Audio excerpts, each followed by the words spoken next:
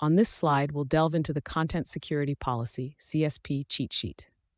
The primary goal of CSP headers is to enhance client-side security, essentially instructing browsers on how to protect users from potentially harmful content. CSP is a critical tool in combating security threats such as cross-site scripting, XSS, clickjacking, and cross-site leaks. By implementing CSP, you provide an important layer of defense that helps safeguard users from these pervasive threats. As Bruce Schneier aptly said, security is a process, not a product. This highlights the ongoing effort required to maintain and improve security measures.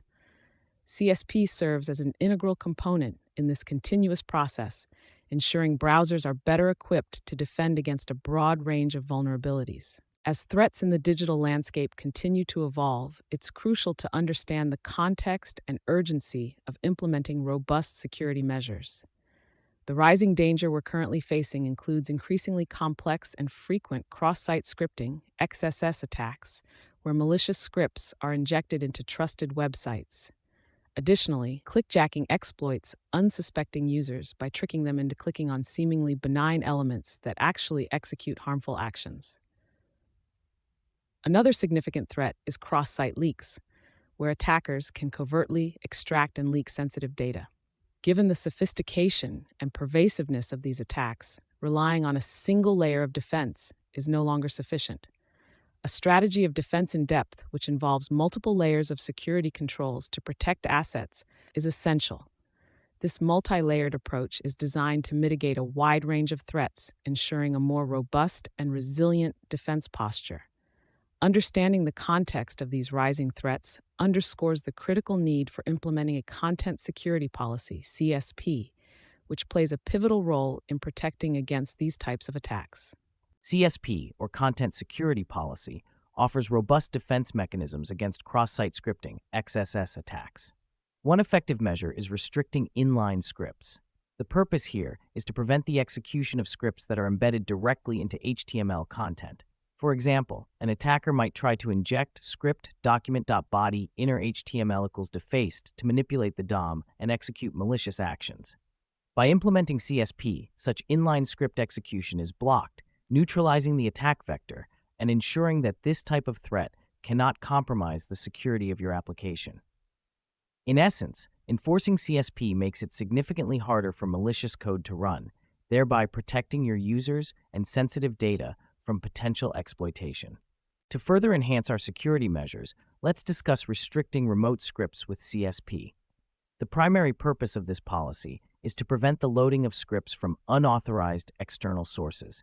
For example, if an attacker tries to inject a script tag like scriptsarskults evil.com's hacked.js script, CSP's restrictive policies will block this attempt, effectively stopping external malicious scripts from executing. This ensures that only the scripts from trusted, whitelisted domains are allowed to run, significantly reducing the risk of remote script attacks. This slide covers the concept of restricting unsafe JavaScript, focusing on the prevention of potentially dangerous functions like eval. The primary purpose is to enhance security by avoiding the execution of code that could be manipulated by malicious inputs. For example, consider the following snippet: JavaScript for op1 get URL parameter op1, var op1 get URL parameter op2, var sum equals eval op1 $op2, console.log, the sum is sum. In this code, eval is used to calculate the sum of two parameters. However, eval can execute arbitrary code, making it a significant security risk if the input is not adequately sanitized. By restricting such unsafe JavaScript functions, we can prevent the potential for script injection attacks, thereby protecting the integrity of our applications. Restricting form submissions is crucial for controlling where our forms can send data. This measure is essential to prevent data from being submitted to malicious sites that can compromise user information. In the example on this slide, we have a form with a post method sending data to hps/evil.com/collect.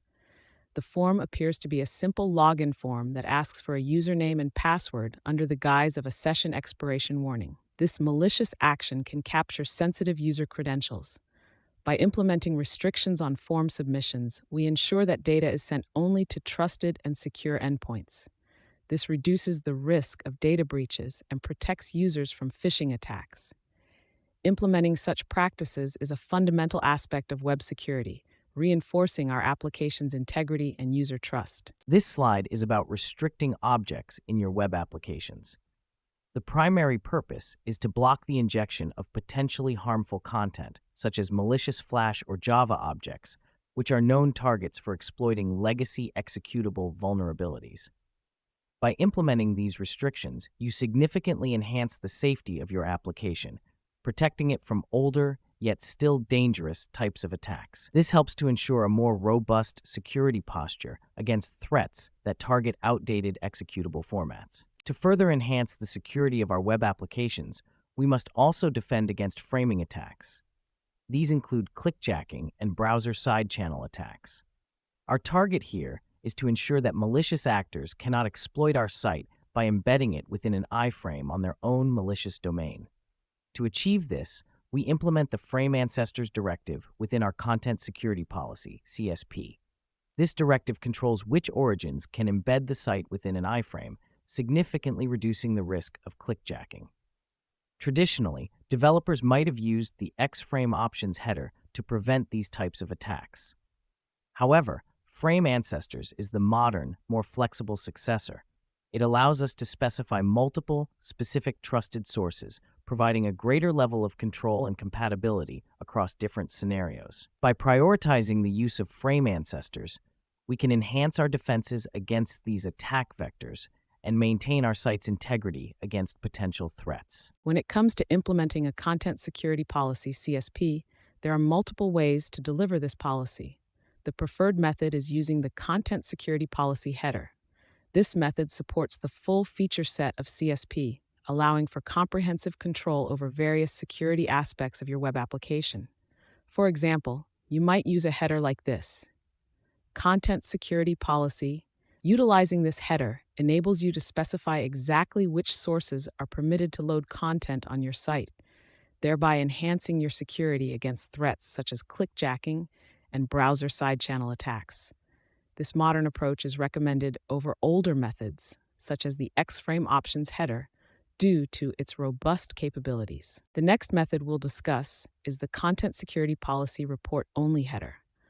Unlike the Content Security Policy header, which enforces the policy and blocks any violations, the Content Security Policy Report Only header serves a different function. It allows you to monitor and report violations without actively blocking them. This can be particularly useful for testing a new policy before full implementation, as it provides insights into what would be blocked under a CSP without actually disrupting your site's functionality. An example of how to use this header would be Content Security Policy Report Only. This enables you to gather reports on potential issues and adjust your policy accordingly before moving to full enforcement. This method provides a safer way to fine-tune your security policies without risking immediate disruption to your service. In this slide, we'll be covering the use of the Content Security Policy, CSP meta tag. This is particularly useful in scenarios where you are unable to deliver the CSP via HTTP headers. The main advantage of the CSP meta tag is its flexibility. For example, if you have a web application where controlling HTTP headers is not feasible or practical, you can use this meta tag within your HTML documents. Here's an example of how to implement it. HTML meta HTTP-equiv content security policy, content default source self, script sep self, example.com. By using the meta tag, you're able to define the policy directly in the HTML content itself, which allows you to control which resources are permitted to load and execute. Remember, while the CSP meta tag is a viable option, it is generally less preferred compared to delivering via headers for a number of reasons, including ease of maintenance and security best practices.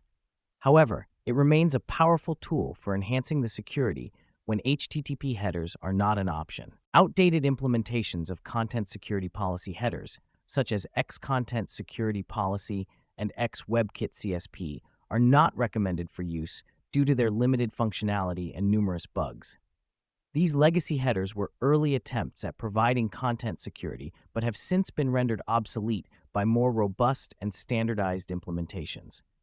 To ensure the highest level of security and compatibility, it's best to avoid these outdated headers and instead rely on the modern Content Security Policy (CSP) header.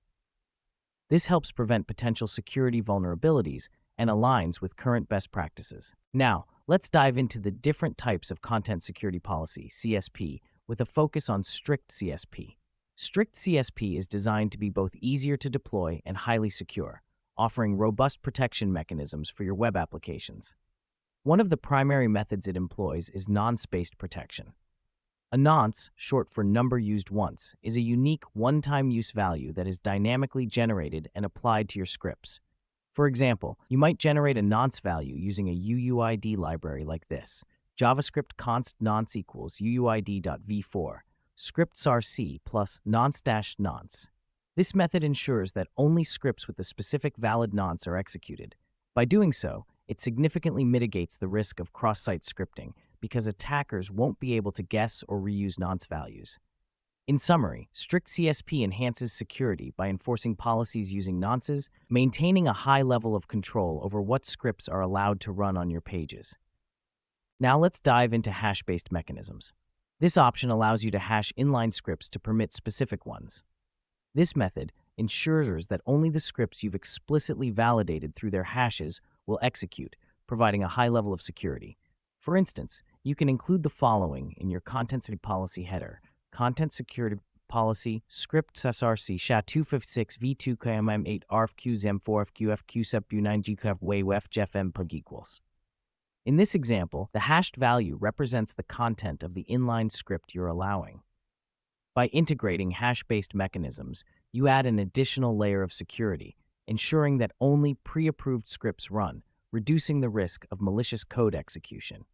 This approach aligns well with strict CSP goals to simplify deployment while maintaining robust security. On this slide, we are focusing on the strict dynamic directive. This directive is particularly useful because it allows scripts to be dynamically loaded if they are created by scripts that are already trusted. Essentially, it enhances the flexibility and control you have over which scripts can be executed, ensuring that only scripts generated by trusted sources are permitted. Adopting the strict dynamic directive significantly increases security while leveraging the benefits of modern web applications. It's also worth noting that this directive enjoys broad support across all modern browsers, making it a reliable choice for enhancing your content security policy. On this slide, we delve into granular CSP directives, specifically focusing on fetch directives. These directives are instrumental in defining trusted sources for loading various types of resources in your web application. First, we have the child SARC directive, which controls the sources from which embedded browsing contexts like iframes and worker scripts can be executed. This helps in specifying and limiting from where nested content can be obtained. Next, the Connect SARC directive manages the permissions for establishing connections, such as fetch requests, XML HTTP requests, XHR, and WebSockets. This directive is key in securing what external sources your scripts can interact with. Then, we have Font SARC, which restricts the URLs from which fonts can be loaded. By specifying trusted sources, you ensure that only fonts from these designated locations are used within your web application. Lastly, the IMG SARC directive controls which URLs are permitted for loading images. This helps in preventing malicious images being loaded and displayed by your application. These granular directives are crucial for implementing a robust content security policy, ensuring that only trusted resources are loaded and reducing the risk of malicious content affecting your application. This slide covers document directives within the Content Security Policy framework. These directives are essential for specifying trusted sources and controlling how various types of content are handled in your web application. For instance, the base URI directive restricts the URLs that can be used in the base element, enhancing security by preventing unauthorized manipulation of base URLs. The Plugin Types directive limits the types of resources that can be loaded through plugins, helping to mitigate the risk of loading malicious or untrusted content. Lastly, the Sandbox directive applies restrictions to a document's behavior, such as disabling form submissions and scripting capabilities. By leveraging these directives, you can significantly strengthen your site's security posture. Now, let's dive into navigation directives. These are essential for controlling how resources are navigated within your application. For instance, the Form Action Directive is used to specify the URLs that forms on your web page are allowed to submit to. This ensures that form submissions can only be made to trusted endpoints, enhancing your application's security by preventing attackers from directing form data to malicious sites. Similarly, the Frame Ancestors Directive is crucial for managing which parent documents can embed your content using elements like iframe. By specifying trusted sources, you can prevent your site from being embedded in potentially harmful or unauthorized contexts, thereby avoiding clickjacking attacks. Using these navigation directives, you can exert finer control over the way your content is used and navigated, significantly bolstering your application's security posture. Now let's move on to reporting directives. These directives are crucial for specifying locations where violations should be reported.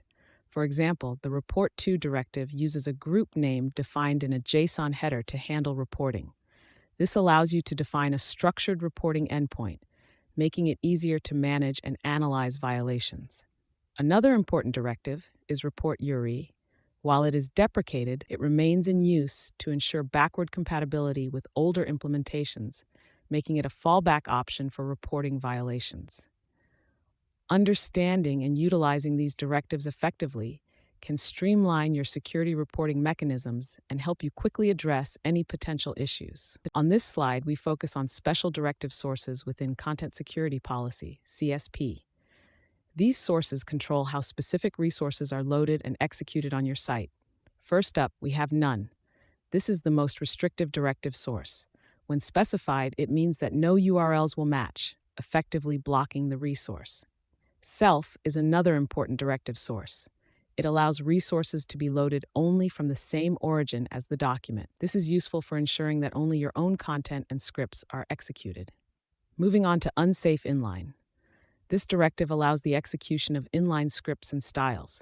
However, it's generally discouraged because it opens up the possibility of cross-site scripting, XSS attacks, making your site less secure.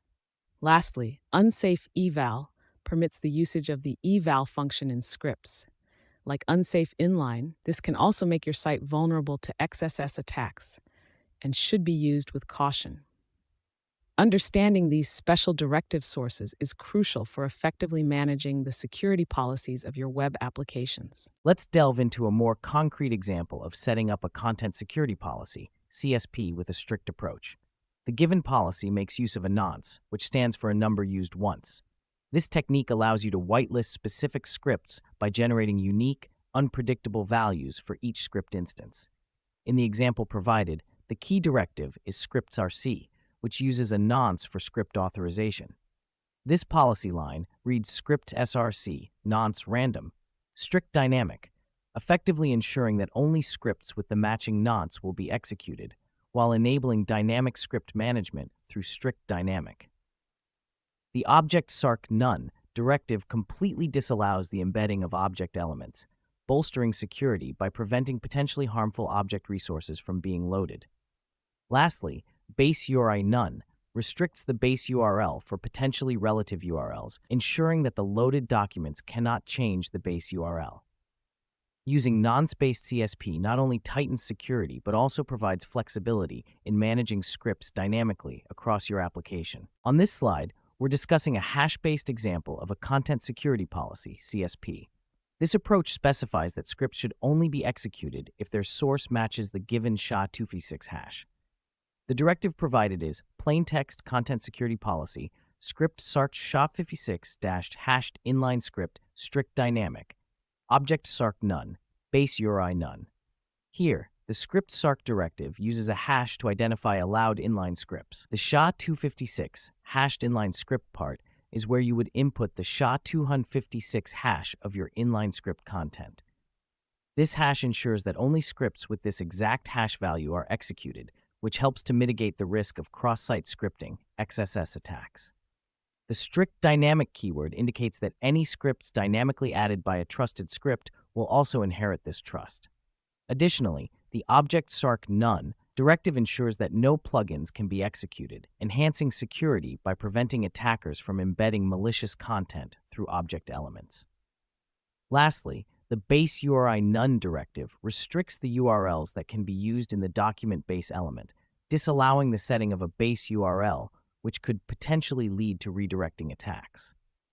This hash-based CSP is particularly useful when dealing with inline scripts, ensuring enhanced security by binding the policy to specific hashes. On this slide, we're discussing a basic non-strict CSP policy, which employs a default stance that is somewhat permissive but still offers significant protection. The example here shows a content security policy with 3 directives. Default archive self. This directive sets the default source for content to the same origin as the page itself. It means that, unless another directive specifies otherwise, all content types can only be loaded from self. Frame ancestors self. This ensures that the page can only be embedded in frames from the same origin. It protects against clickjacking attacks by preventing unauthorized framing. Form action self. This specifies that forms can only be submitted to the same origin, mitigating form hijacking attacks. This policy is a good starting point for securing a website, restricting content sources, while ensuring basic site functionality remains intact. In the previous slide, we looked at a basic non-strict content security policy, CSP example. Now, let's examine a tightened CSP example. This policy restricts sources much more strictly, thereby enhancing security. In this example, the policy starts by setting the default source to none, effectively blocking all sources unless explicitly allowed. We then allow scripts, connections, images, and styles only from self, indicating that these resources must come from the same origin as the page itself. We've kept the frame ancestors and form action directives the same, ensuring that iframes and form submissions are also limited to the same origin. This configuration significantly reduces the risk of malicious content being loaded from third-party sources, providing a more secure environment for web applications. When implementing a content security policy CSP, it's crucial to consider best practices to further enhance security. One important practice is upgrading insecure requests. This directive automatically changes any HTTP requests to HTTPS, ensuring all communications are secure. An example directive for upgrading insecure requests would look like this. Content Security Policy. Upgrade insecure requests. By including this directive, you protect your site from mixed content vulnerabilities, ensuring that all your requests are sent over a secure connection. This is an essential step in hardening your web app's security posture. Preventing framing attacks is crucial to maintaining the security and integrity of your web applications. One effective strategy is to disallow all framing. By using the Content Security Policy Directive Frame Ancestors None, you prevent any domain, including your own, from embedding your content within an iframe. This is particularly useful for guarding against clickjacking attacks, where an attacker could trick users into clicking on something different from what they perceive. Alternatively, if you do need to allow framing by your own domain, you can set the directive to frame ancestors self. This will permit only pages from the same origin to frame your content, blocking any external attempts to do so. Both options offer robust security benefits, helping you control when and where your content is embedded. Make sure to choose the configuration that best aligns with your use case while maintaining a strong security posture. On this slide, we'll discuss proper practices for including scripts and handling events in your HTML to enhance security. Previously, we saw how to prevent framing attacks by configuring the content security policy. Now let's look at the correct way to include scripts. Before, you might have had a script directly within your HTML, like this, HTML script varfucle 314. Instead, it's best to source your scripts externally. HTML script sarc app.js. This method helps in maintaining clean HTML and can also benefit from optimizations like caching. Additionally, for event handlers, you should avoid inline scripts. Here's an example of what not to do. HTML button ID equals button 1 click, do something. Instead, you can add your event listeners through JavaScript, which keeps your HTML free from inline scripts. JavaScript document.getElement by button1.add event listener, click, do something. This approach makes your HTML more organized and your JavaScript easier to manage and debug. These improvements are part of a broader strategy to enhance security, including the prevention of XSS and other injection attacks. In conclusion, content security policies, CSPs, play a crucial role in enhancing security through various directives and methods. They are vital for minimizing risks associated with cross-site scripting, XSS, and other injection attacks. As a next step, it's essential to implement CSPs alongside other robust security practices. As Benjamin Franklin wisely said, an ounce of prevention is worth a pound of cure. This highlights the importance of proactive measures in securing web applications. Thank you for joining me in this course. Did you enjoy the content? If you found it valuable, please leave a like to show your support. Feel free to comment your thoughts and questions below. I'd love to hear your feedback. Don't forget to subscribe to the channel for more insightful content. And if you know anyone who would benefit from this information, please share it with your friends and colleagues. Your engagement helps us continue to provide high-quality learning experiences. Thank you.